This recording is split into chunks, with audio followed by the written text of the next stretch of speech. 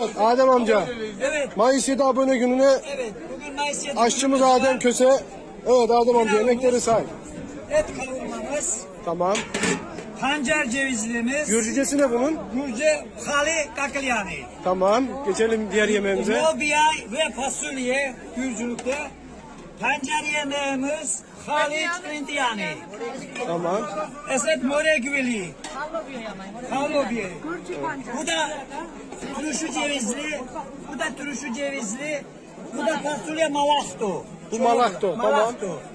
O ekmek Mısır ve cadri. ekmeği. Caddi. Cadri.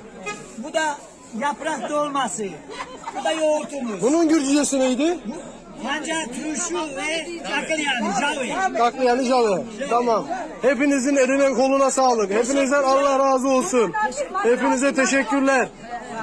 Ortam çok güzel. Çıkın gelin. Aklar hani enzesi Ömer'ine şevçam otu enzesi.